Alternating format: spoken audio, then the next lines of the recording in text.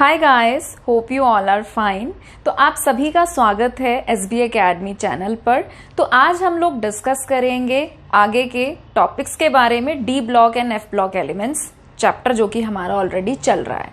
तो इस चैप्टर से रिलेटेड मैंने 3 वीडियो लेक्चर्स अपलोड कर दिए हैं। अगर आप लोगों ने वो 3 वीडियो लेक्चर्स नहीं देखे हैं तो पहले उनको देख कर आइए, ठीक है। तो आज हम लोग शुरू करने वाले हैं general properties D block and F block elements के बारे में। तो देखिए, अगर मैं बात करूं जनरल प्रॉपर्टीज की, तो ट्रांजिशन एलिमेंट्स की बहुत अच्छी प्रॉपर्टीज होती हैं। हम इस चैप्टर को क्यों पढ़ रहे हैं, ये मैंने I think second video lecture में डिस्कस भी किया था, इसकी प्रॉपर्टीज की भाई क्यों मतलब कितने इंपॉर्टेंट है ये हमारी रोजमर्रा की जिंदगी में, इसलिए हम लोगों ने इसका एक अलग से चैप्टर बना दिया, ठीक है।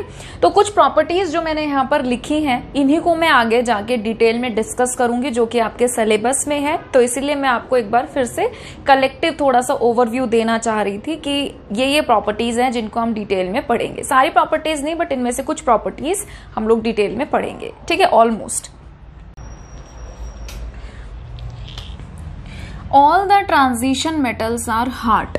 तो जितने भी हमारे TM का मतलब है ट्रांजिशन मेटल्स, ठीक है। तो जितने भी हमारे ट्रांजिशन मेटल्स होते हैं ये क्या होते हैं, हार्ड, एक्सेप्ट ग्रुप 11। तो ग्रुप 11 हमारा कौन सा होता है, कॉपर, ठीक है, जिसमें हम पढ़ते हैं ना कॉपर सिल्वर गोल्ड, तो दैट इज ग्रुप 11। तो कह रहे हैं कॉपर सिल्वर गोल्ड को अगर हम छोड़ दें तो और बाकी जो हमारे ट्रांजिशन मेटल्स हैं they are very very hard, ठीक है। मैं ये नहीं कह रही हूं कि कॉपर गोल्ड और सिल्वर हार्ड नहीं होता है, वो भी हार्ड है, बट उनके इन तीनों को छोड़कर जो बाकी के ट्रांजिशन मेटल्स हैं वो और भी ज्यादा हार्ड होते हैं, ठीक है। तो मैंने आपको इस स्टेटमेंट के जस्टिफिकेशन के लिए यहाँ पर लाइन भी लिख रखी है, मैं अभी आपको बताऊंगी भी। And have very high melting point and boiling point. तो इनका मेल्टिंग पॉइंट और बॉइलिंग पॉइंट बहुत बहुत बहुत बहुत ज्यादा होता है।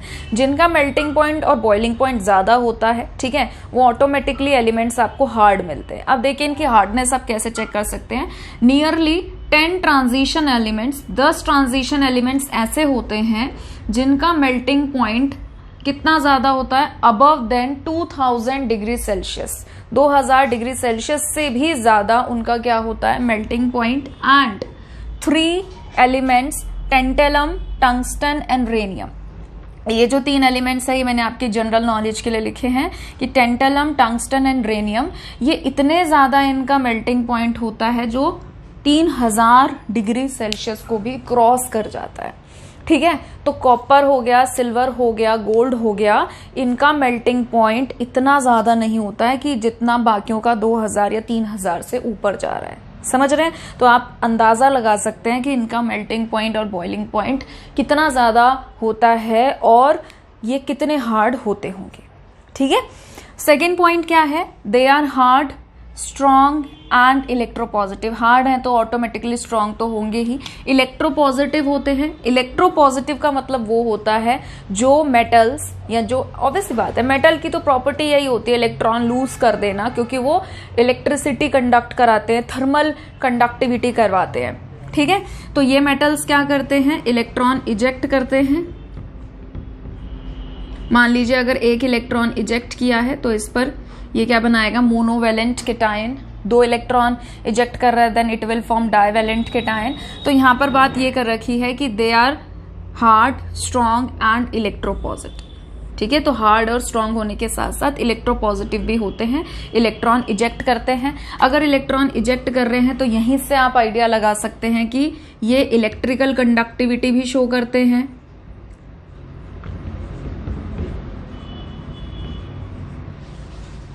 ठीक है, और ये थर्मल कंडक्टिविटी भी शो करते हैं।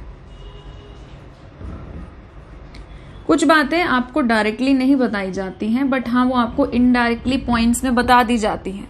अगर ये पॉइंट आ गया है तो ये ऐसी चीजें होती है जो ऑटोमेटिकली आपके दिमाग में आ जानी चाहिए कि हाँ भाई इलेक्ट्रॉन इजेक्ट कर रहे हैं। अगर इलेक्ट्रॉन इजेक्ट कर रहे हैं तो ऑटोमेटिकली इलेक्ट्रिकल कंडक्शन शो करेंगे, थर्मल कंडक्शन शो करेंगे, समझ रहे हो, ठीक है। फिर उसके बाद है दे हैव हाई डेंसिटीज। इनकी बहुत ज्यादा डेंसिटी हाई होती, बहुत ज्यादा। ऑस्मियम की तो मेरे ख्याल से नहीं और होती है, ठीक है। ऑस्मियम की इन द ऑर्डर ऑफ 23 ग्राम पर सेंटीमीटर क्यूब जाती है, ठीक है। ऑस्मियम की जो डेंसिटी है वो 23 ग्राम पर सेंटीमीटर क्यूब जाती है। तो आप यहाँ से आइडिया लगा सकते हैं, ठीक है। वाटर की डेंसिटी कितनी होती है? 1, ठीक है।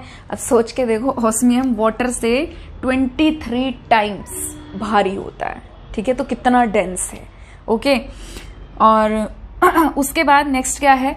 Most of the transition metals are malleable, ठीक है। मेलाइबिलिटी शो करते हैं, डक्टिलिटी शो करते हैं। छोटी क्लासेस से हम सीखते आ रहे हैं मेटल की प्रॉपर्टीज होती है ये, ठीक है। कई बच्चे होते हैं जिन्हें कंफ्यूजन रहती है, कोई शर्म वाली बात नहीं है कि भूल जाते हैं मेलाइबिलिटी क्या है, डक्टिलिटी क्या है, नो इशू, ठीक है। इसलिए मैंने यहाँ पर लिख दिया है बेटा, मेलाइबिलिटी का मतलब होता है they can be reshaped on hammering. जब हम उसको पीटें, ठोका पीटी करें, तो हम उनको रीशेप कर सकते हैं। देखा ना आपने, गोल्ड देखो, सिल्वर देखो, हम ज्वेलरी खरीदते हैं, कितने ब्यूटीफुल डिजाइन्स होते हैं, फिर वो पुरानी हो गई तो हम वो दे देते हैं, ठीक है। तो उसी को ही पिघला कर हम उसकी नई ज्वेलरी बना सकते हैं। तो they can be reshaped, okay. And ductile, ductility का मतलब क्या होता है? They can be drawn out into wires, हम उनकी लंबी लंबी तारे भी बना सकते हैं, ठीक है। उसके बाद क्या है? Most of the transition metals are good electrical conductors, ये मैंने आपको बता ही दिया। थर्मल कंडक्टर भी होते हैं, ठीक है। They form alloys with other metal, दूसरे मेटल के साथ जुड़ जाते हैं, एलॉय बनाते हैं। जो मैं आपको एक बार और भी एग्जांपल दे रही थी, आगे भी जब आएगा एलॉय टॉपिक तो मैं आपको डिटेल में पढ़ाऊंगी कि भाई हमारे पास ब्रॉन्ज क्या है, ठीक है, हमारे पास जर्मन सिल्वर क्या होता है, ये सब चीजें हम लोग पढ़ेंगे, डिस्कस करेंगे। फिर उसके बाद है they form coloured compounds and they have good tendency to form complexes. Coloured compound कौन शो करते हैं? जो पैरामैग्नेटिक इन नेचर होते हैं, ठीक है।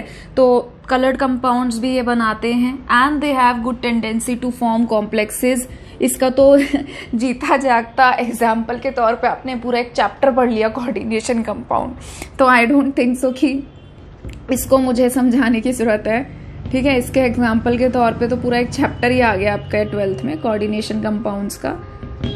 तो कोऑर्डिनेशन कंपाउंड्स बनाते हैं ये भर भर के, ठीक है। दे शो वेरिएबल ऑक्सीडेशन स्टेट, बहुत ज्यादा वेराइटी में ऑक्सीडेशन स्टेट ये शो करते हैं। They form interstitial compounds, this is very very important, ये आपको बोर्ड में 1 मार्क में 2 मार्क्स में मिल सकता है कि इंटरस्टिशियल कंपाउंड्स क्या होते हैं, ठीक है। मैं आपको बाद में भी समझाऊंगी, बट मैं आपको यहाँ पे इजी तरीके से थोड़ा सा समझा देती हूँ। जैसे मान लो आपने कोई डी ब्लॉक का एलिमेंट ले लिया, तो उस एलिमेंट के अंदर क्या होंगे? उस एलिमेंट के एटम्स होंगे, और वो एटम्स 3D में अरेंज्ड होंगे। तो उन एटम का जब वो अरेंज्ड होते हैं तो उनके अरेंजमेंट के दौरान उनके बीच में खाली स्पेस होता है, और उन खाली स्पेस में जब छोटे छोटे नॉन मेटल्स, ठीक है, non metals like hydrogen, carbon, ठीक है, तो ये सब जाके जब इसके नाइट्रोजन, ये सब जाके जब इनके बीच में एंट्रैप हो जाते हैं, ठीक है, तो फंस जाते हैं, तो ये बनाते हैं इंटरस्टिशियल कंपाउंड्स। इंटरस्टिशियल कंपाउंड्स की प्रॉपर्टी क्या होती है कि जब इंटरस्टिशियल कंपाउंड बन गया, ठीक है, तो ये ट्रांजिशन एलिमेंट की जो प्योर फॉर्म है ना, उनसे भी हार्ड हो जाते हैं। लाइक जैसे कि फॉर एग्जांपल आपके पास टाइटेनियम है, ठीक है। टाइटेनियम की प्योर फॉर्म में जितनी हार्डनेस होगी, ये प्योर फॉर्म में जितना हार्ड होगा, अगर इसने नाइट्रोजन के साथ ट्रांजिशन लाइक इंटरस्टिशियल कंपाउंड बना लिया, तो इंटरस्टिशियल कंपाउंड बनने के बाद इसकी हार्डनेस टाइटेनियम की प्योर फॉर्म वाली हार्डनेस से भी ज्यादा हो जाती है, ठीक है। बहुत अच्छी प्रॉपर्टीज शो करते हैं इंटरस्टिशियल कंपाउंड्स, जब आएंगे तब पढ़ेंगे। फिर उसके बाद है they act as good catalyst. तो गुड कैटलिस्ट भी बहुत अच्छे, लाइक गुड कैटलिस्ट में कह रही, गुड कैटलिस्ट बहुत अच्छे कैटलिस्ट होते हैं ठीक है। तो बहुत अच्छे ये कैटलिस्ट होते हैं, जिसका आप एग्जाम्पल ना क्लास 11th से पढ़ते आ रहे हो। जैसे कि फॉर एग्जाम्पल आपको डबल बॉन्ड दिया है, एल्कीन दिया है, और आप चाहते हैं कि इसमें हाइड्रोजन जुड़ जाए, तो ये रिएक्शन इतनी आसान नहीं होती है। ये रिएक्शन इतनी आसान नहीं होती है बिकॉज डबल बॉन्ड एल्कीन्स जो हैं ये अपने आप में स्टेबल हैं। H2 जो है ये भी स्टेबल मॉलिक्यूल है। तो जब कोई मॉलिक्यूल स्टेबल है तो वो क्यों रिएक्ट करेगा, क्यों करेगा वो रिएक्ट? सिंपल सी बात होगा कि मैं तो खुश हूं, ठीक है।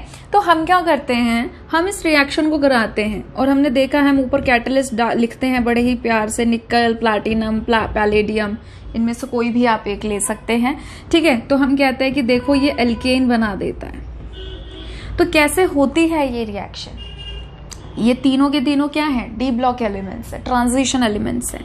तो ये एलिमेंट क्या करते हैं, अपने सरफेस पर इनके वेपराइज फॉर्म हम लोग लेते हैं, ठीक है। वेपराइज फॉर्म में हम इनको ले रहे हैं, लाइक गैशियस मॉलिक्यूल्स ले रहे हैं। तो ये क्या करता है, थोड़ा सा बड़ा बनाते हैं, ये क्या करता है, ये अपने सरफेस पर इन मॉलिक्यूल्स को अट्रैक्ट करता है, ठीक है।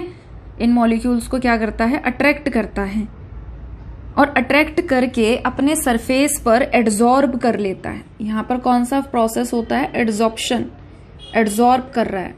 एड्जॉर्ब एंड एब्जॉर्ब में डिफरेंस समझते हो ना। एड्जॉर्प्शन का मतलब क्या होता है, एड्जॉर्प्शन का मतलब सरफेस पर, it's a surface phenomena, surface पे चिपका है, ठीक है। लाइक मैंने एक टेबल पर बुक रख दी और वो कई महीनों से पड़ी हुई है ऐसे खुली, धीरे धीरे धूल मिट्टी आके उसके सरफेस पे चिपक जाएगी और जब मैं एक बार उस पर कपड़ा मारूंगी तो वो मिट्टी हट जाएगी। तो that is a surface phenomena, जो कि जिसको हम बोलते हैं एडी, एड्जॉर्प्शन, ठीक है। दूसरा होता है एब्जॉर्प्शन। एब्जॉर्प्शन मीन्स उसको अच्छे से, इट्स अ बल्क फिनोमिना, ठीक है, कि जो मॉलिक्यूल्स हैं वो अंदर डेप्थ तक चले गए, ठीक है। जैसे कि आपने एक बीकर लिया, उस बीकर में आपने कोई लाइक कलर वाटर ले लिया, कलर्ड वाटर, लाइक आपने ब्लू इंक मिला दी पानी में, रेड इंक मिला दी और आपने उसके अंदर कॉटन डाल दी, रुई डाल दी। तो आपके देखोगे कि वो इंक के मॉलिक्यूल उस रुई के सरफेस को पेनिट्रेट करते हुए अंदर तक जाएंगे और वो पूरी कॉटन, रेड कलर की या ब्लू कलर की, जिस भी कलर का आपका वाटर है, वो पूरा कॉटन उस कलर का हो जाएगा। तो that is the bulk phenomena, जिसे हम क्या बोलते हैं, ए बी एब्जॉर्प्शन, ठीक है। तो यहाँ पर एब्जॉर्प्शन नहीं हो रहा है, यहाँ पर एड्जॉर्प्शन हो रहा है, it means a surface phenomena. तो ये पार्टिकल इसके सरफेस पर, मॉलिक्यूल्स इसके सरफेस पर आते हैं, चिपक जाते हैं और फिर ये क्या कराता है कि अपनी सरफेस पे इनको चिपकाने के बाद इनके बीच में इंटरेक्शन करवा देता है और इंटरेक्शन कराने के बाद क्या करता है, वो किस में कन्वर्ट कर देता है, उसको अल्केन में, ठीक है। तो ये बहुत अच्छे गुड कैटलिस्ट होते हैं, रिएक्शन कराएंगे, ठीक है, और रिएक्शन कराने के बाद उनको हटा देते हैं और अपने सरफेस पे से, मतलब लाइक डिटैच कर दिया और अपने सरफेस को क्या कर लिया, क्लीन कर लिया। तो ये बहुत ही अच्छे गुड कैटलिस्ट के तौर पर भी काम करते हैं, ठीक है। तो इसे नोट कर लीजिए, फिर हम लोग आगे बढ़ते हैं।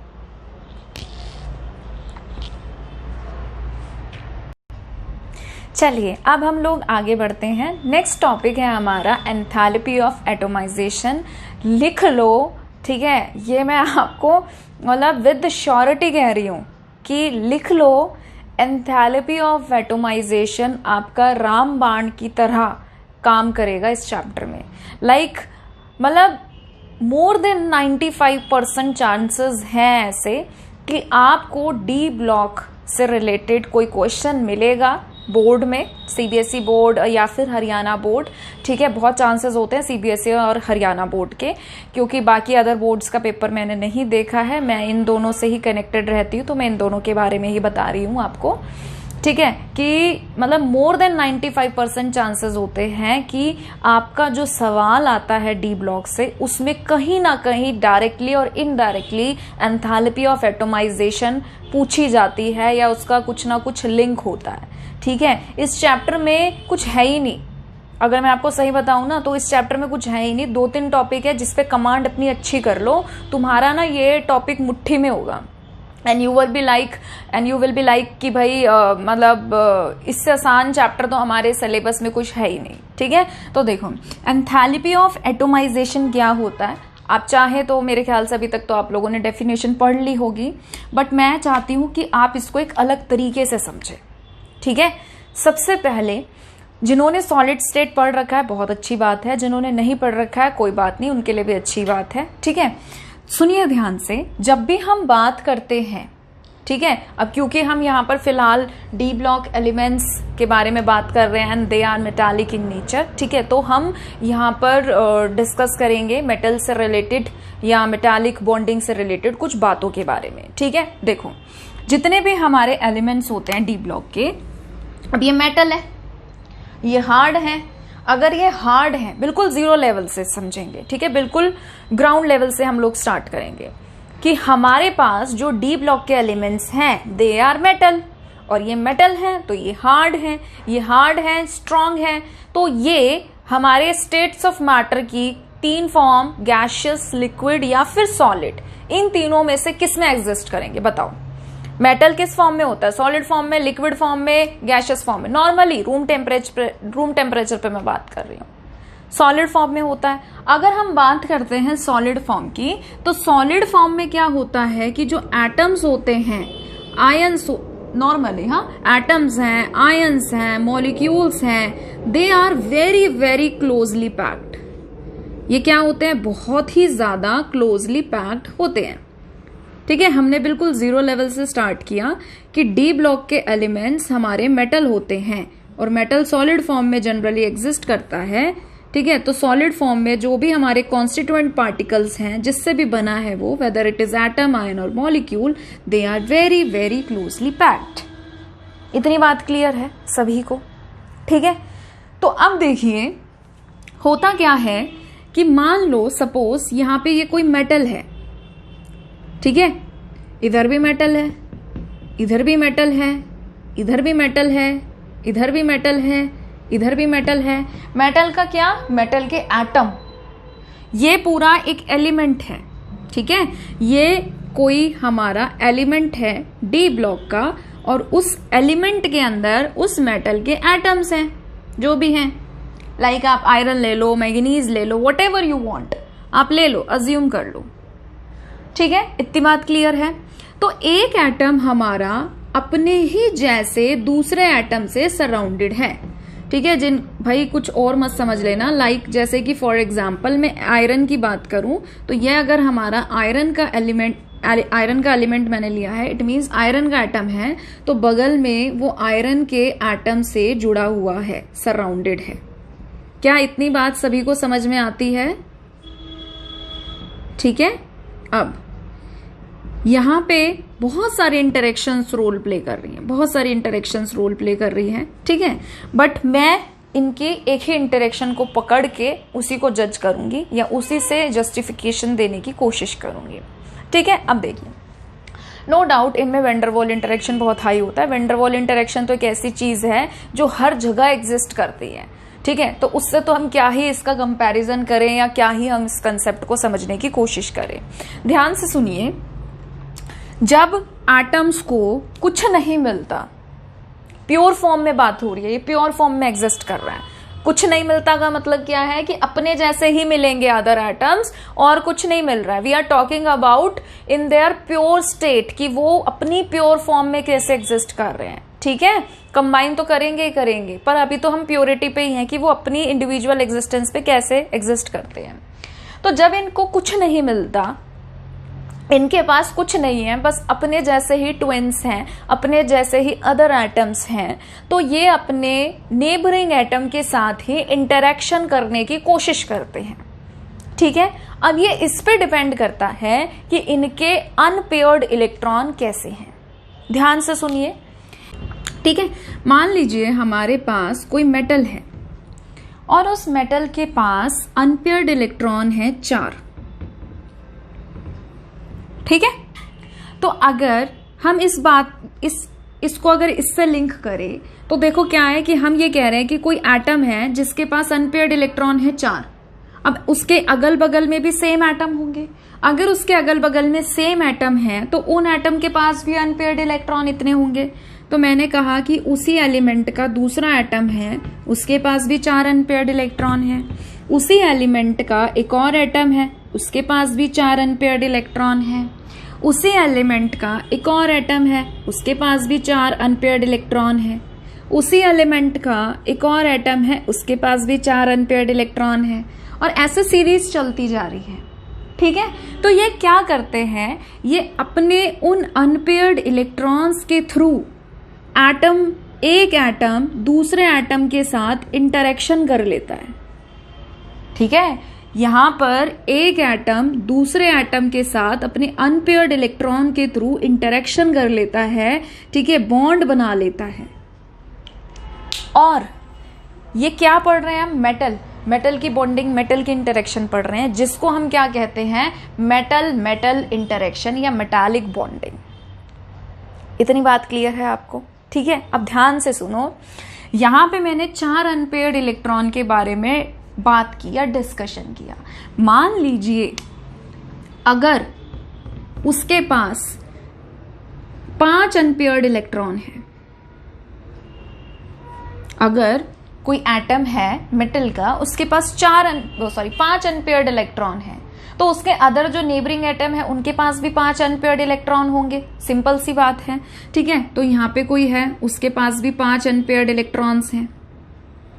यहां पे भी कोई है, उसके पास भी 5 अनपेयर्ड इलेक्ट्रॉन्स हैं। यहां पे भी कोई है, उसके पास भी 5 अनपेयर्ड इलेक्ट्रॉन हैं। ठीक है, तो इस तरीके से इधर भी कोई है, उसके पास भी 5 अनपेयर्ड इलेक्ट्रॉन हैं। इधर भी कोई है, उसके पास भी 5 अनपेयर्ड इलेक्ट्रॉन हैं। तो ये मेटल की अगर हम बात करें तो देखो इसकी नंबर ऑफ इंटरेक्शन कितनी रहेंगी, अपने ही नेबरिंग एटम्स के साथ कितनी नंबर ऑफ इंटरेक्शन रहेंगी। समझ रहे हो? जितना ज्यादा नंबर ऑफ इंटरेक्शंस बढ़ती जाएंगी, उतना ही ज्यादा एक एटम दूसरे एटम के पास आता जाएगा और क्लोजली पैक्ड होता चला जाएगा। समझ रहे हो इस चीज को? और जितना ज्यादा वो एक दूसरे से चिपक के रहेंगे कि भैया हम तो अच्छे से स्ट्रॉन्ग बॉन्डिंग बना के एक दूसरे के साथ चिपक गए, ठीक है, तो हमें उसको अलग करने के लिए उतनी एनर्जी देनी पड़ेगी। 2 लोग आपस में जुड़ गए, इधर से टीम आ गई एक, उधर से टीम आ गई एक, कि हम भैया इनको अलग करेंगे, तो बहुत जान लगानी पड़ेगी अलग करने के लिए। इट मीन्स ज्यादा एनर्जी लगानी पड़ रही है। ठीक है, इंटरेक्शन वीक है, मेटालिक बॉन्डिंग ज्यादा नहीं हुई। मान लो एक मेटालिक बॉन्डिंग हुई, नंबर ऑफ अनपेयर्ड इलेक्ट्रॉन 1 थे तो 1 करी, 2 थे तो 2 करी, तो उनको तोड़ने के लिए मतलब कम एनर्जी में ही वो टूट जाएगा। जितने ज्यादा नंबर ऑफ अनपेयर्ड इलेक्ट्रॉन, जितने ज्यादा उतनी ज्यादा नंबर ऑफ इंटरेक्शन, उतनी ज्यादा स्ट्रेंथ लगेगी, बॉन्ड बनाएंगे वो स्ट्रांगली, और उतनी ही ज्यादा एनर्जी देनी पड़ेगी उसको तोड़ने के लिए। समझ रहे हो? अब एंथैल्पी ऑफ एटोमाइजेशन क्या होता है? एंथैल्पी ऑफ एटोमाइजेशन का मतलब ये होता है कि आपका कोई आपने क्या लिया, कोई एलिमेंट लिया, ठीक है, उसका सॉलिड फॉर्म लिया आपने, और आप उसको एनर्जी के थ्रू, एनर्जी देके उसको तोड़ना चाहते हो और कन्वर्ट करना चाह रहे हो उसको उसके एटम्स में। मतलब एटम्स को तितर बितर कर दिया आपने, स्कैटर कर दिया, अलग अलग कर दिया, तो वो अपने गैसियस फॉर्म में कन्वर्ट हो जाता है। ठीक है, अब आते हैं डेफिनेशन पे। क्या कह रहा है एंथैल्पी ऑफ एटमाइजेशन? कि हम उसको कितनी एनर्जी दें, रिक्वायर्ड देनी पड़ रही है, उसको जरूरत है, हम उसको कितनी एनर्जी दें ताकि उसका जो मेटालिक क्रिस्टल है, ये वाला जो उसका मेटालिक क्रिस्टल है, वो इंडिविजुअल एटम्स में कन्वर्ट हो जाए। मतलब एक एटम यहाँ, एक एटम यहाँ, एक एटम यहाँ, एक एटम यहाँ, एटम अलग हो गए। अब ये एटम एक दूसरे से बॉन्ड बना के बैठे हैं। लाइक जैसे अगर मैं इस एटम की बात करूं तो इसने यहाँ इंटरेक्शन कर रखी है इस एटम के साथ, यहाँ इंटरेक्शन, यहाँ इंटरेक्शन, यहाँ इंटरेक्शन, आप चाहे तो लो यहाँ इंटरेक्शन, यहाँ इंटरेक्शन। समझ रहे हो इस बात को? ठीक है, तो कहने का मतलब क्या है कि हम किसी के क्रिस्टल को तोड़ रहे हैं, हम किसी के लैटिस को तोड़ रहे हैं, हम किसी के ढांचे को तोड़ रहे हैं, और हम उसके ढांचे को तोड़ रहे हैं और उसको इंडिविजुअल एटम्स में अलग अलग कर रहे हैं। तो हमें कितनी एनर्जी देनी पड़ेगी? अब हमें एनर्जी कितनी देनी पड़ेगी वो इस पे डिपेंड करेगा कि उसने कितने बॉन्ड बना रखे हैं। उसने कितने बॉन्ड बना रखे हैं ये इस पर डिपेंड करेगा कि उस पे नंबर ऑफ अनपेयर्ड इलेक्ट्रॉन कितने हैं। समझ रहे हो बात को? तो यानी कि यहां से हमने क्या चीज सीखी? ठीक है, यहां से हमने क्या चीज सीखी? 100 बात की एक बात हमने ये सीखा कि जितने नंबर ऑफ अनपेयर्ड इलेक्ट्रॉन्स होते हैं, जितने नंबर ऑफ अनपेयर्ड इलेक्ट्रॉन्स होते हैं, उतनी ही ज्यादा क्या होती है? Metallic bonding. एक एटम दूसरे एटम के साथ जुड़ता है,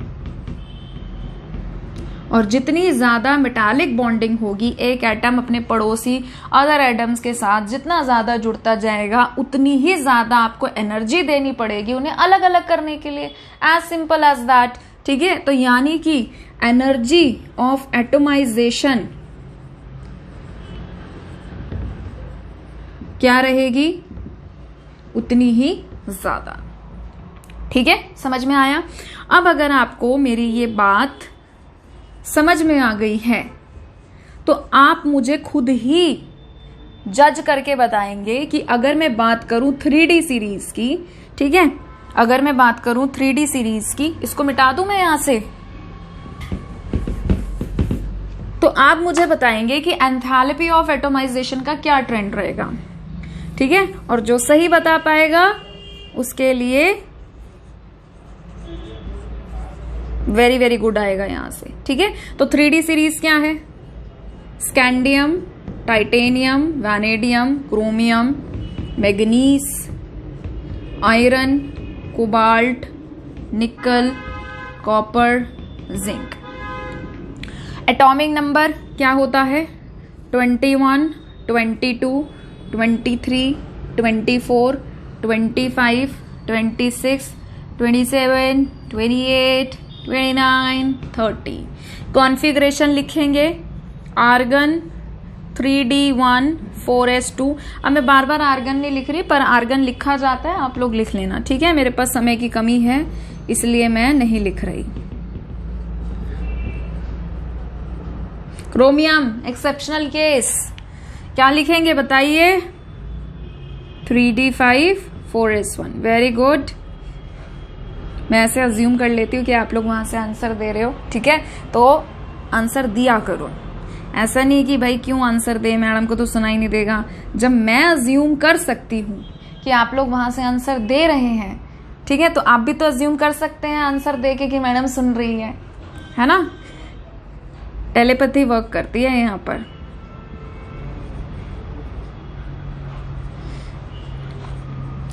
कॉपर में ध्यान रखना। ठीक है, एक्सेप्शनल बिहेवियर। चलिए अब आते हैं बेटा इस पर।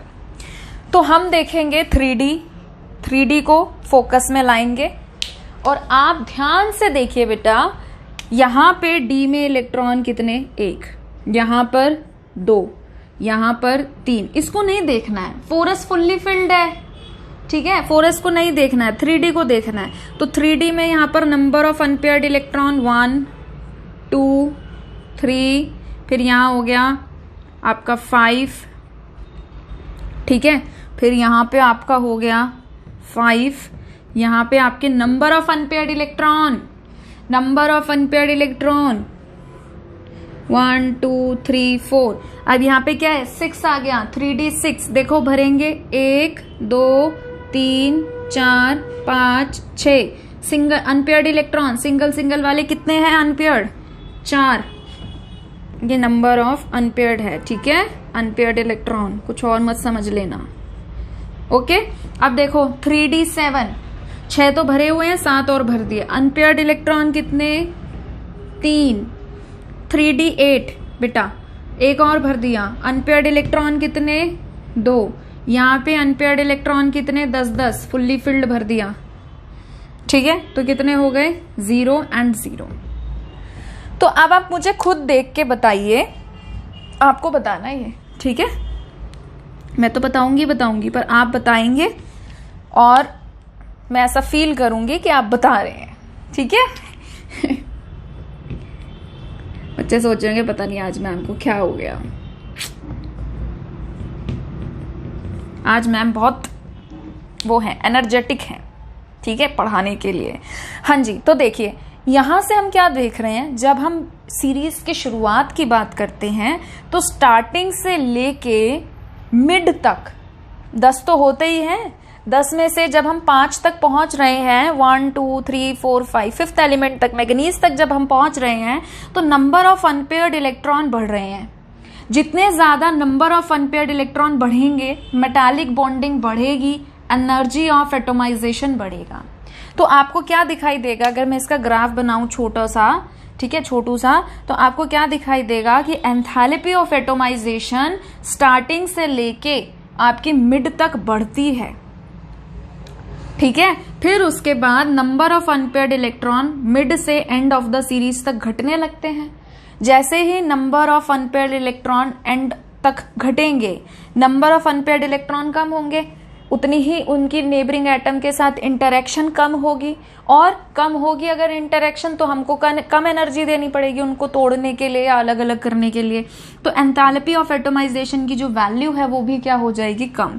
तो मिड से लेके एंड तक वो क्या हो जाती है, कम। तो इस तरीके का इसका कुछ ग्राफ आता है, और आई थिंक आपको एंथैल्पी ऑफ एटोमाइजेशन बहुत अच्छे से समझ में आ गया होगा, क्योंकि ये एक ऐसी चीज है जो ना थ्रू आउट द चैप्टर आपकी चलती रहेगी, और बहुत सवाल ऐसे होते हैं जो इससे आपके होते हैं या निकल जाते हैं, तो इसको अच्छे से समझ में आना बहुत जरूरी है, तभी मैंने इस पे इतना समय लिया है, ठीक है। तो आप फिर से देखिए एंथैल्पी ऑफ एटोमाइजेशन क्या है कि हम कितनी एनर्जी दें, ठीक है, किसी एलिमेंट के मेटालिक क्रिस्टल को तोड़ने के लिए, ताकि उसके जो भी एटम्स हैं वो इंडिविजुअल एटम्स में चेंज हो जाएं, वो क्रिस्टल टूट जाए। तो क्रिस्टल कितनी जल्दी टूटेगा या कितनी देर से टूटेगा, वो इस पे डिपेंड करेगा कि एक एटम अपने बगल वाले एटम के साथ कितना स्ट्रांगली बॉन्डेड है, ठीक है। ये मैंने एक एटम के रिस्पेक्ट में बोला, ऐसा इस एटम के लिए भी होगा, इसके लिए भी होगा, इसके लिए भी होगा, इसके सबके लिए है। तो ये इस पर डिपेंड करता है कि उस एटम के पास नंबर ऑफ अनपेयर्ड इलेक्ट्रॉन कितने हैं। जितने अनपेयर्ड इलेक्ट्रॉन होंगे वो बगल वाले नेबरिंग एटम के साथ उतना ही बॉन्ड बना के जुड़ेगा, और उतनी ही ज्यादा एनर्जी हमको देनी पड़ेगी उनको अलग अलग करने के लिए। तो अगर हम 3D सीरीज की बात करें, जहां से क्वेश्चन आता भी है, ठीक है, तो हमको क्या पता चलता है कि एंथैल्पी ऑफ एटोमाइजेशन स्टार्टिंग से लेकर मिड तक बढ़ती है, क्योंकि नंबर ऑफ अनपेयर्ड इलेक्ट्रॉन बढ़ते हैं, और फिर उसके बाद अनपेयर्ड इलेक्ट्रॉन की कमी हो जाती है, मतलब वो घटने लगते हैं। तो एंथैल्पी ऑफ एटोमाइजेशन भी मिड से लेके एंड तक घटने लगता है, ठीक है। इसे नोट कर लीजिए।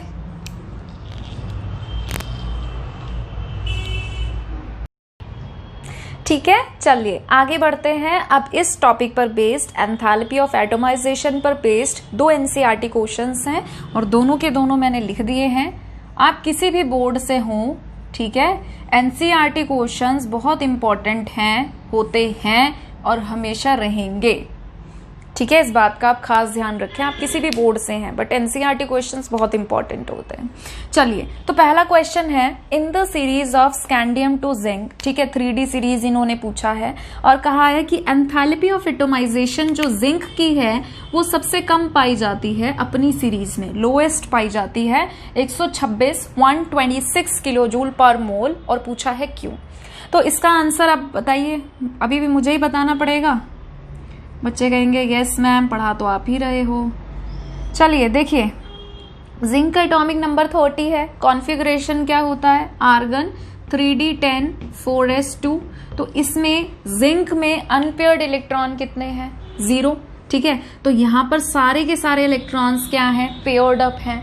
अगर अनपेयर्ड इलेक्ट्रॉन ही नहीं होगा तो मेटालिक बॉन्डिंग नहीं होगी, ठीक है, तो वो इसमें सबसे मिनिमम लोएस्ट है बाकियों के कंपैरेटिवली, ठीक है। तो अगर इंटरेक्शन ही नहीं रहेगा, स्ट्रॉन्ग मेटालिक बॉन्डिंग ही नहीं रहेगी, तो एंथैल्पी ऑफ एटोमाइजेशन, हमें एनर्जी नहीं देनी पड़ेगी ज्यादा उसको अलग करने के लिए, कम एनर्जी में ही वो अलग अलग हो जाएगा, ठीक है। तो आप यहाँ पर आंसर लिख सकते हैं, क्योंकि जिंक की कॉन्फ़िगरेशन ये होती है, और मतलब 3d10 4s2 होती है, and because all the electrons are paired up, सारे के सारे इलेक्ट्रॉन्स पेयर्ड अप हैं, ठीक है। Therefore they have no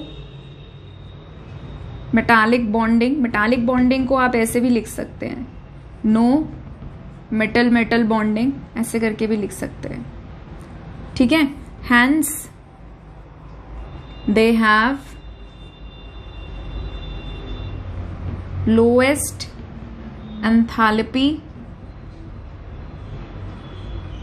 of atomisation,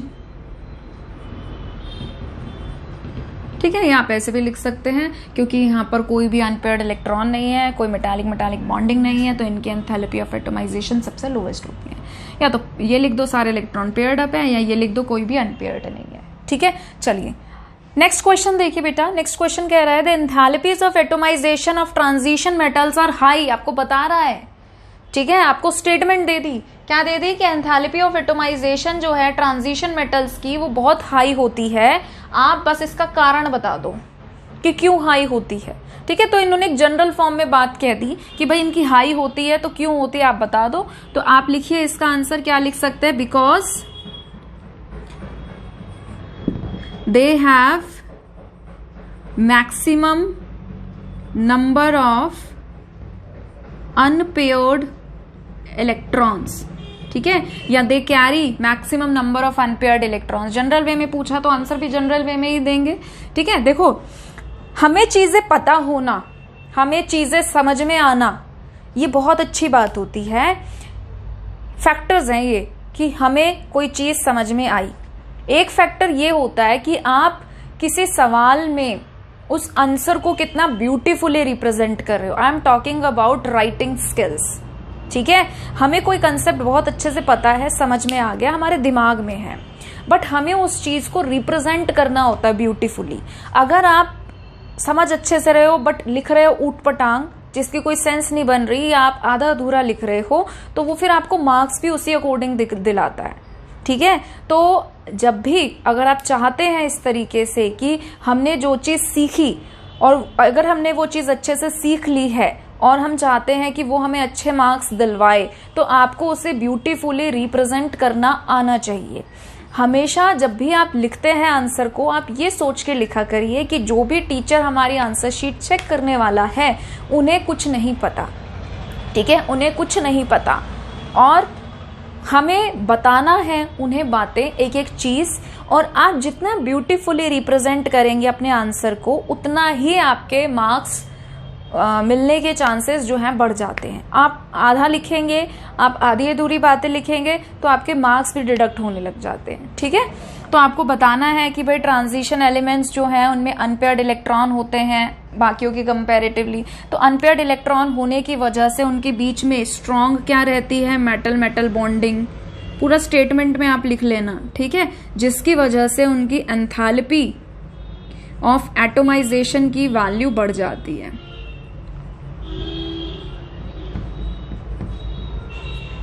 ठीक है, नोट करिए इसको।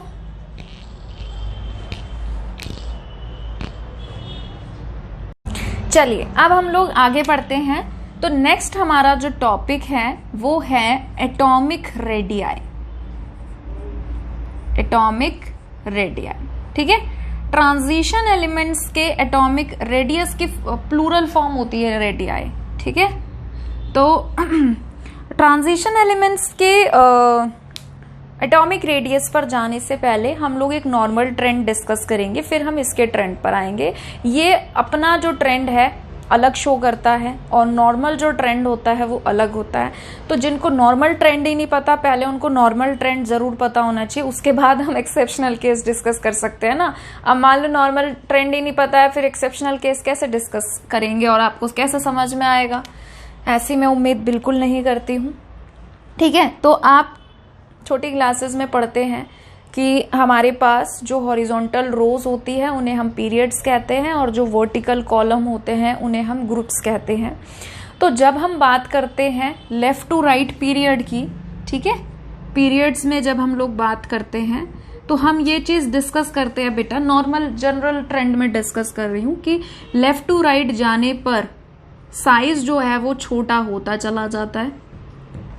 ठीक है, और ऊपर से नीचे आने पर अगर हम ग्रुप की बात करते हैं तो साइज बढ़ता चला जाता है। ठीक है, जैसे इसी क्या ही अगर मैं इसका ग्रुप लिखना चाहूं तो इसका जो साइज होगा वो बढ़ता चला जाएगा। ये हमारा एक जनरल ट्रेंड होता है। ठीक है, अब ध्यान से देखिए, मैं बहुत टू द पॉइंट बातें बताऊंगी। ठीक है, क्योंकि वीडियो लेक्चर हम बहुत ज्यादा लंबा नहीं कर सकते हैं। देखिए इधर लेफ्ट टू राइट जब हम जाते हैं तो क्या होता है, एटॉमिक नंबर बढ़ता है। क्या होता है, लेफ्ट टू राइट जाने पर एटॉमिक नंबर बढ़ता है। अब एटॉमिक नंबर बढ़ने से क्या हो रहा होता है, एटॉमिक नंबर बढ़ने से ये हो रहा होता है कि नंबर ऑफ इलेक्ट्रॉन्स बढ़ रहे होते हैं, नंबर ऑफ प्रोटॉन्स बढ़ रहे होते हैं। ठीक है, जिन्हें नहीं पता है वो प्लीज इस बात को समझ लें अच्छे से। एटॉमिक नंबर, अगर हम नॉर्मल न्यूट्रल एटम की बात कर रहे हैं, आयन की मैं बात नहीं कर रही हूँ, ठीक है। जब हम नॉर्मल न्यूट्रल एटम की बात करते हैं तो जो हमारा एटॉमिक नंबर होता है वो हमारा नंबर ऑफ प्रोटॉन बताता है, और अगर हमारा एटम है तो जितने प्रोटॉन होते हैं उतने ही इलेक्ट्रॉन होते हैं, ठीक है। तो पीरियड में क्या हो रहा है कि हमारे पास जो डिस्टेंस है वो सेम होता है, जो डिस्टेंस होता है वो सेम होता है, ठीक है। अब हो क्या रहा है कि जैसे मान लीजिए, मैं आपको जनरल ट्रेंड में बता रही हूँ तो ऐसे सुनिए, जैसे मान लीजिए लिथियम है, एटॉमिक नंबर 3 है, ठीक है। तो इसका मतलब क्या है, 3 ही प्रोटॉन है, 3 ही इलेक्ट्रॉन है, ठीक है। तो ये हमारा न्यूक्लियस था, यहाँ पे 3 प्रोटॉन है, न्यूट्रॉन में अभी मेंशन नहीं कर रही। यहाँ पे पहली शेल में 2 इलेक्ट्रॉन है और इसकी सेकेंड शेल में 3rd इलेक्ट्रॉन है। फिर हम आगे गए, बेरिलियम पर गए, हाइड्रोजन, हीलियम, लिथियम, बेरिलियम, ठीक है। 4 एटॉमिक नंबर, तो 4 प्रोटॉन हो गए, 4 इलेक्ट्रॉन हो गए। तो यानी कि यहाँ पे हो गए 4 इलेक्ट्रॉन, 4 प्रोटॉन, और यहाँ पे हो गए 4 इलेक्ट्रॉन। और आगे गए, बोरोन में गए, यहाँ तो इलेक्ट्रॉन जो है वो बढ़ रहा है, प्रोटॉन जो है वो बढ़ रहा है, ठीक है। बट इलेक्ट्रॉन सेम डिस्टेंस पर ही ऐड होते जा रहे हैं, समझ पा रहे हो। और प्रोटॉन की जो पावर है दबा दबा के बढ़ती जा रही है, बढ़ती जा रही है, बढ़ती जा रही है, बढ़ती जा रही है। एक प्रोटॉन की पावर एक इलेक्ट्रॉन की पावर से वैसे ही कई गुना ज्यादा होती है। ऊपर से जब आप सेम डिस्टेंस पे इलेक्ट्रॉन ऐड कर रहे हो और प्रोटॉन की पावर ले दबा के बढ़ाए जा रहे हो, बढ़ाए जा रहे हो, बढ़ाए जा रहे हो, तो वो क्या करता है, उसको और स्ट्रांगली अट्रैक्ट करता हुआ चला जाता है, जिसकी वजह से लेफ्ट टू राइट जाने पे साइज छोटा होता चला जा रहा है, जो हम कहते हैं कि इफेक्टिव न्यूक्लियर चार्ज बढ़ गया। इफेक्टिव न्यूक्लियर चार्ज और सिंपल न्यूक्लियर चार्ज दोनों एक अलग चीजें होती हैं, अभी मैं डिस्कस कर दूंगी यहाँ पे, जिनको नहीं पता वो सुन लेना। इतनी बात समझ में आई, ठीक है, इसको नोट कर लेना वीडियो को पॉज करके। चलो अब आते हैं ग्रुप पे। अब ग्रुप में देखो क्या है, ग्रुप में जब हम ऊपर से नीचे आते हैं, ठीक है, तो साइज ड्रास्टिकली बढ़ता है, साइज जो है वो ड्रास्टिकली बढ़ता चला जाता है।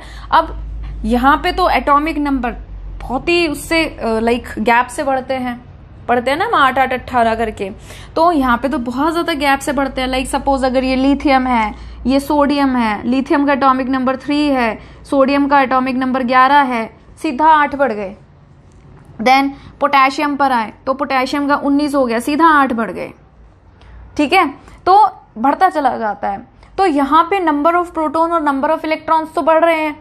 अब मैं आपसे पूछूं कि भाई यहाँ पे साइज क्यों बढ़ रहा है, तो देखो बहुत सारे बच्चे बोलेंगे कि डिस्टेंस बढ़ रहा है, बहुत अच्छी बात है, डिस्टेंस बढ़ रहा है, ठीक है। बट यहाँ पर एक और फैक्टर रोल प्ले कर रहा होता है, सुनिए ध्यान से। लिथियम का एटॉमिक नंबर 3 है, ठीक है, आपके पास 3 प्रोटॉन है और 3 इलेक्ट्रॉन है। ये न्यूक्लियस है, 3 प्रोटॉन है, ठीक है, पहली शेल में 2 इलेक्ट्रॉन आए, सेकेंड शेल में आपका 1 इलेक्ट्रॉन आ गया। सोडियम है, एटॉमिक नंबर 11 है, ठीक है, 11 प्रोटॉन है, 11 इलेक्ट्रॉन है।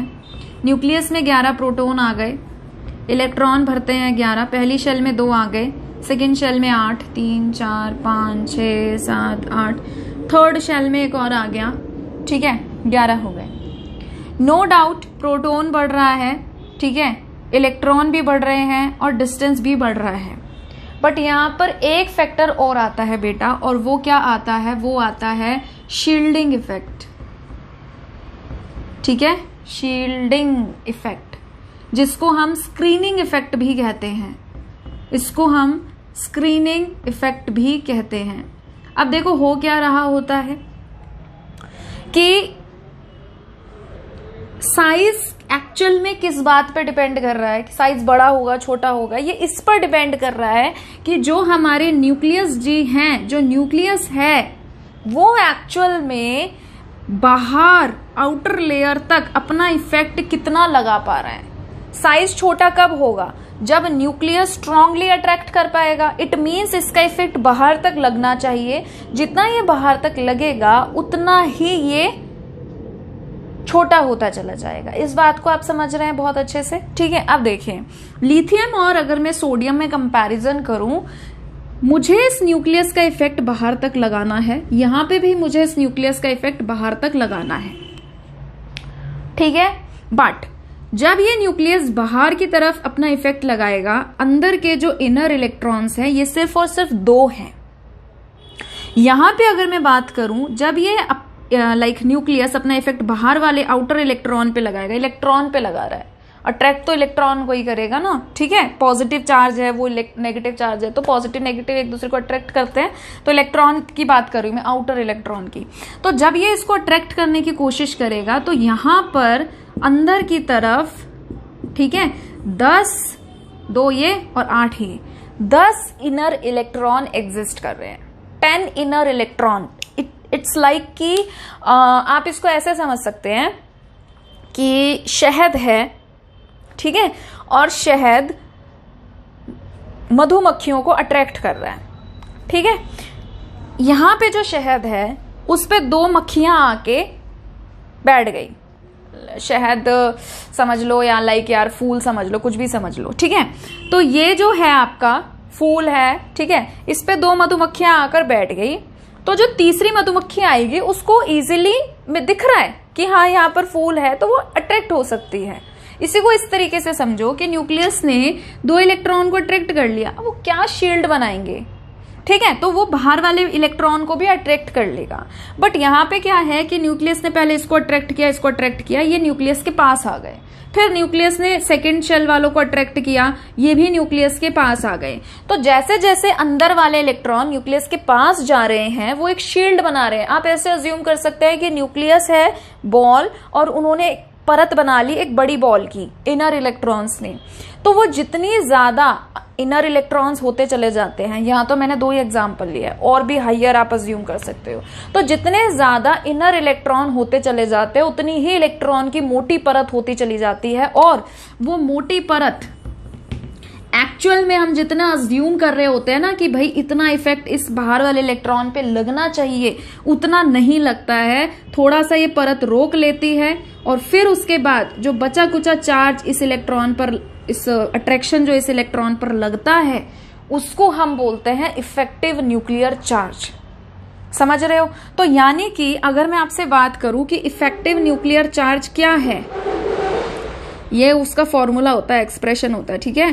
तो इफेक्टिव न्यूक्लियर चार्ज क्या है? तो इफेक्टिव न्यूक्लियर चार्ज एक्चुअल का जो न्यूक्लियर चार्ज है माइनस में स्क्रीनिंग इफेक्ट होता है।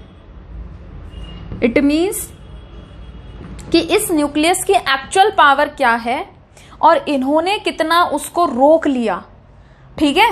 तो एक्चुअल पावर में से कितना रोका, जब आप उसको कम कर देते हो, घटा देते हो, तो आपको पता चलता है कि भाई इफेक्टिव न्यूक्लियर चार्ज बाहर वाले इलेक्ट्रॉन पे कितना लगा है।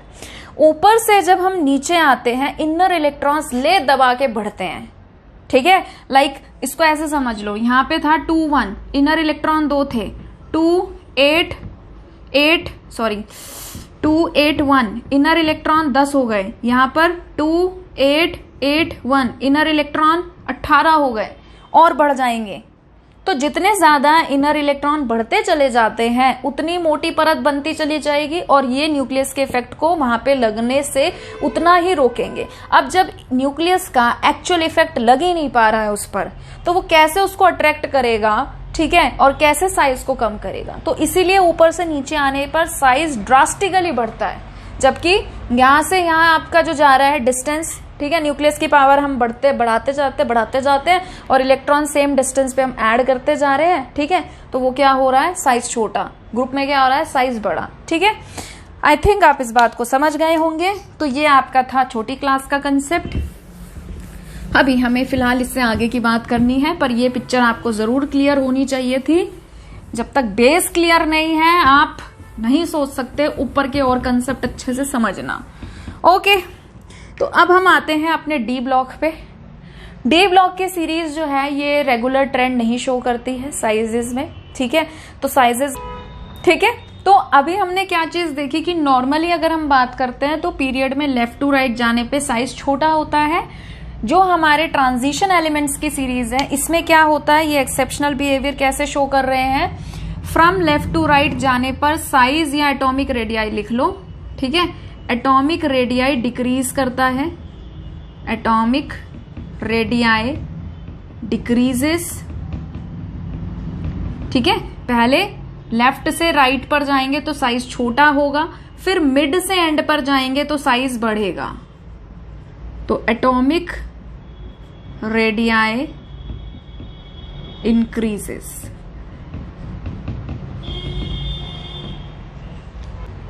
ठीक है, तो ये तो हुआ एक तरीके का ब्रॉड। अब हम सीरीज में देखते हैं कि सीरीज में क्या होता है। जैसे कि मान लीजिए हमारे पास 3D सीरीज है, scandium, titanium, vanadium, chromium, manganese, iron, cobalt, निकल, कॉपर, जिंक। तो क्या होता है कि स्कैंडियम से लेकर क्रोमियम तक जो साइज है या रेडियस जो है वो डिक्रीज करता है, ठीक है। मैग्नीज से लेकर निकल तक हम कह सकते हैं, कई लोग क्या करते हैं स्कैंडियम से मैग्नीज तक भी ले लेते हैं, बट अगर क्रोमियम और मैग्नीज के एटॉमिक रेडियाई की मैं बात करूं तो थोड़ा सा चेंज होता है, ठीक है। तो मैं मैग्नीज को नहीं लेती हूं, मैं अभी इसके एटॉमिक रेडियाई की वैल्यू भी लिख दूंगी, ठीक है। तो यहां पे जो है अगर हम बात करें तो जो एटॉमिक रेडियस है वो ऑलमोस्ट अनचेंज्ड होता है, ऑलमोस्ट अनचेंज्ड, या आप कह सकते हैं कि कांस्टेंट होता है, ठीक है। और कॉपर और जिंक में साइज जो है या रेडियस जो है वो बढ़ता है, ठीक है। आप इसे नोट कर लीजिए, मैं इनके एटॉमिक रेडियाई की वैल्यू लिख देती हूँ, वो आपको याद नहीं करनी है, बस मैं आपको एक रेफरेंस के लिए समझाना चाह रही हूं कि मैंने यहां पर क्या बात लिखी है, ठीक है। नोट करिए, ठीक है। तो डाटा देखिए, स्कैंडियम का जो एटॉमिक रेडियाई होता है वो कितना होता है 164, टाइटेनियम का 147 कम हो गया, वैनेडियम का 135 कम हो गया, क्रोमियम का 129 कम हो गया, मैग्नीज का 137 बढ़ गया। इसलिए मैंने इसको यहाँ पर नहीं लिया है, बट कई लोग इसको इस सीक्वेंस में भी ले लेते हैं। तो अगर आप इस सीक्वेंस में भी ले रहे हैं तो गलत नहीं होता है, ठीक है। मैग्नीज एक्सेप्शनल बिहेवियर शो करेगा, वो हम डिस्कस करेंगे। उसके बाद देखिए Fe, आयरन, कोबाल्ट, निकल, क्या है एटॉमिक रेडियाई 126, 125, 125। तो इसलिए मैंने वर्ड लिखा है ऑलमोस्ट, क्योंकि 126, 125 बट वो बहुत ही कम रेशो है, ठीक है। तो हम उसको अनचेंज्ड में ही कंसीडर करते हैं। और फिर उसके बाद कॉपर और जिंक, 125 के बाद कितना हो गया 128 और 137, तो वो क्या हो गया एटॉमिक साइज बढ़ गया, एटॉमिक रेडियस जो है वो बढ़ गया, ठीक है। तो ये बहुत ही एक्सेप्शनल ट्रेंड शो करता है। जो ट्रेंड हमारा 3D सीरीज शो कर रहा है वही ट्रेंड हमारा 4D और 5D सीरीज भी शो करता है, उस पर भी हम लोग आएंगे, ठीक है। तो इसके आगे का एक्सप्लेनेशन मैं नेक्स्ट वीडियो लेक्चर में दूंगी, क्योंकि ये थोड़ा सा लॉन्ग जाएगा एक्सप्लेनेशन। तो आज की वीडियो जो है ऑलरेडी काफ़ी लंबी बन गई है, तो हम लोग इसको कल डिस्कस करेंगे, ठीक है। तो इसे आप नोट कर सकते हैं। तो आज के लिए इतना ही। अगर आप लोगों को ये वीडियो पसंद आया है तो प्लीज़ इसे लाइक करिए, शेयर करिए, चैनल को सब्सक्राइब करिए। जल्दी मिलेंगे एक नई वीडियो के साथ। अपना ध्यान रखिए। Thank you.